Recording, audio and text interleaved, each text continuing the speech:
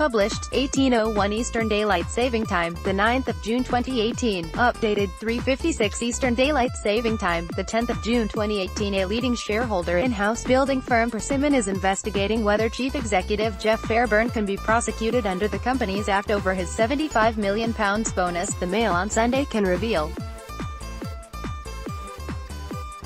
Top investor Aberdeen Standard Investments, which manages £650 billion of pensions and savings, has instructed its in-house lawyers to find out whether there are grounds for a criminal prosecution. Aberdeen believes Fairburn may have broken the Companies Act by taking such a bloated pay package, which it considers to have tarnished the reputation of the company he leads. Aberdeen Standard is looking into whether there is a basis to go to the authorities and request that they prosecute Fairburn. For a leading shareholder to raise the question of a criminal charge is an extraordinary twist in the most acrimonious pay row in the city for decades. A breakdown in relations between a company and its investors on this scale is unprecedented in the FTSE 100, where disputes are normally polite and conducted behind closed doors. Fairburn could make as much as £75 million under a controversial share scheme that has turned him into the poster boy for fat cat pay, even after giving up a chunk of incentives that could have taken the package to more than £100 million. Finance Director Mike Killeran and Managing Director Dave Jenkinson will also make tens of millions of pounds each. The incentive scheme, put in place in 2012, was flawed because it did not have an upper limit, and also because it was based on the share price, which has since risen strongly.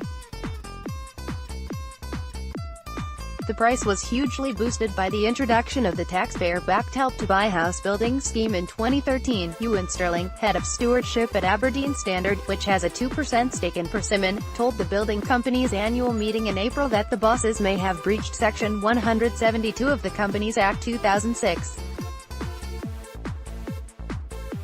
This sets out a director's duty to act in ways that will promote the success of a firm.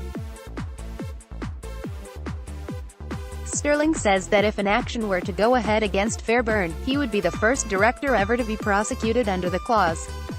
Aberdeen Standard Investments has instructed its in-house lawyers to find out whether there are grounds for a criminal prosecution. He added that Aberdeen Standard is looking into whether there is a basis to go to the authorities and request that they prosecute Fairburn.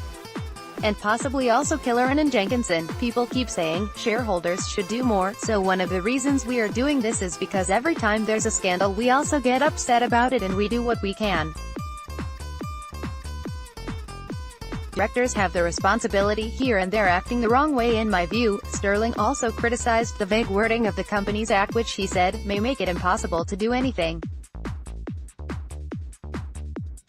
He said Section 172 may need to be redrafted.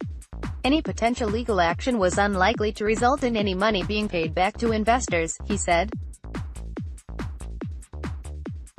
Sterling appeared last week in front of MPs to discuss executive pay following a disastrous performance from Persimmon's Pay Committee Chairman Marion Sears, who was drafted in as Persimmon's Remuneration Committee Chairman in December after her predecessor quit last year over the scandal. Sears was lambasted by MPs on the Business, Energy and Industrial Strategy Committee for not knowing the pay of an average member of Persimmon staff.